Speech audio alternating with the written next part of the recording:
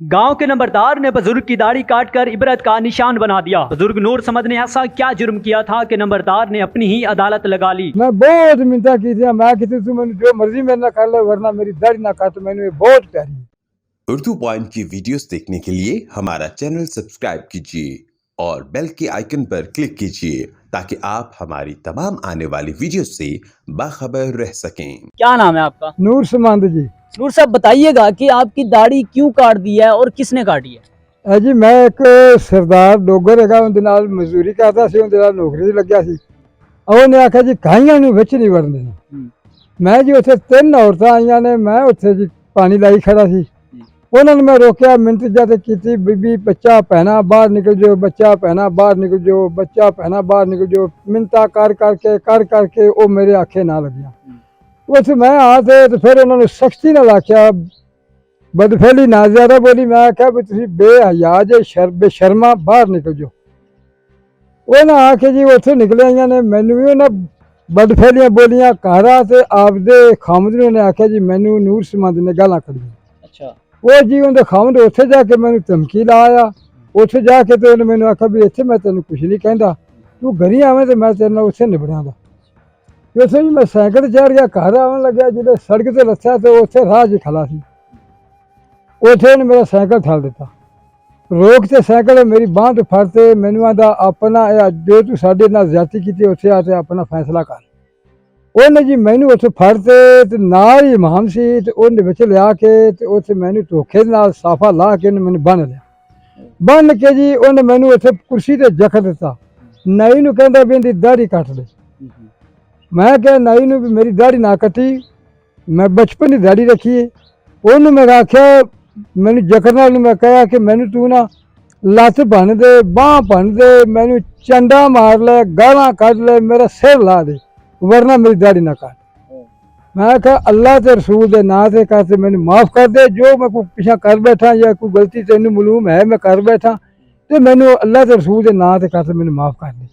ਉਹਨੇ ਮੇਰੀ ਜੀ ਇੱਕ ਨਾ ਸੁਣੀ।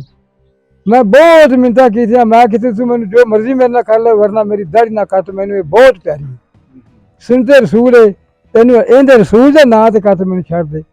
उन्हें मैं बड़ा कहा जी, उन्हें मेरे नाँ आखे लग गया। आप मिन्नतें वगैरह करते रहे तो किसी ने नहीं सुनी और भी कोई लोग नहीं आए उनको रोकने के लिए? सिर्फ दो अफरीक सी, एक नाई सी ते एक वो सी। अच्छा।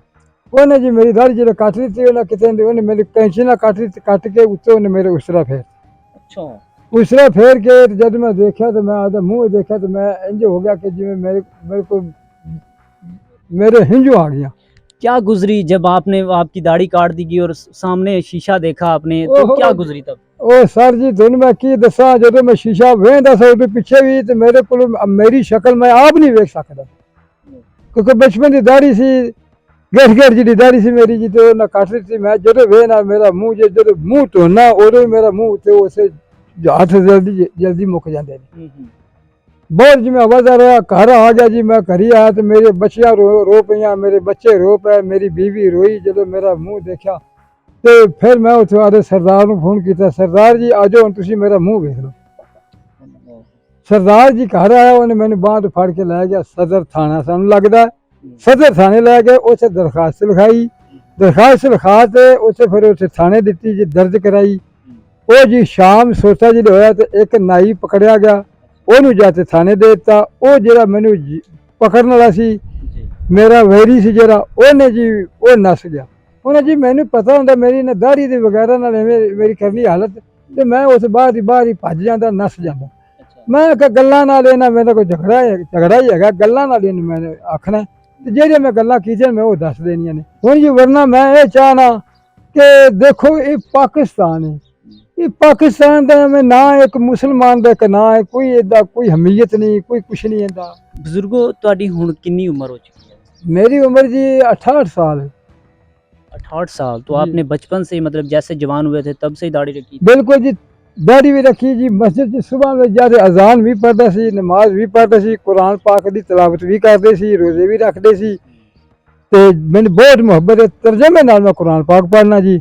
अच्छा, जब आपकी दाढ़ी काट दी गई तो फिर जब आप घर आए हैं तो क्या कैफियत थी? रो रहे थे आप? किस तरह से फिर आप घर वालों ने देख के क्या कहा? बच्चे रो रहे थे जी, बच्चियां मेरे रो रही हैं, मेरी बीवी रो रही सी जी। ਤੇ ਮੈਂ ਆਪਣਾ ਸ਼ੀਸ਼ਾ ਜਦੋਂ ਦੇਖਦੇ ਮੈਂ ਆਪਣਾ ਮੂੰਹ ਆਪ ਨਹੀਂ ਵੇਖ ਸਕਦਾ ਸੀ ਜੀ। ਇਹਨਾਂ ਕੋ ਮੈਨੂੰ ਗਮਗੀਨ ਆਇਆ, ਗਮਨਾਕੀ ਆਈ ਜੀ, ਤੇ ਬੜਾ ਪਰੇਸ਼ਾਨ। ਹੱਤਾ ਕਿ ਮੈਂ ਇਹ ਚਾਹਨਾ ਕਿ ਮੇਰੇ ਨਾਲ ਇਨਸਾਫ ਹੋਣਾ ਚਾਹੀਦਾ ਹੈ। ਜੋ ਮੇਰੇ ਨਾਲ ਜ਼ੁਲਮ ਹੋਇਆ ਹੈ, ਮੇਰਾ ਗੁਨਾਹ ਵੀ ਵੇਖਿਆ ਜਾਵੇ, ਇਹ ਵੀ ਗੁਨਾਹ ਵੇਖਿਆ ਜਾਵੇ।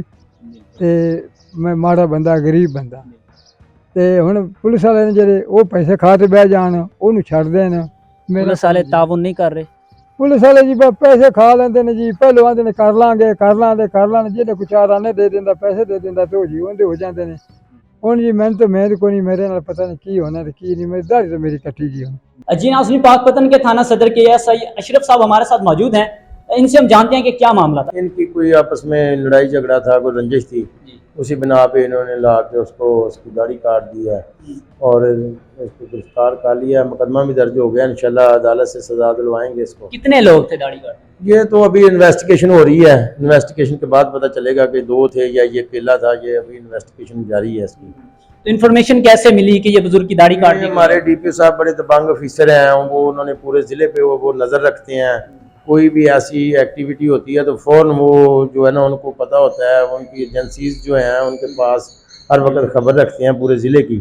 फौरी तौर पे वो उन्होंने इधर SHO साहब को और DSP साहब की सरबराही में जो टीम रवाना की, इसको गिरफ़्तार किया और मुकदमा दर्ज किया।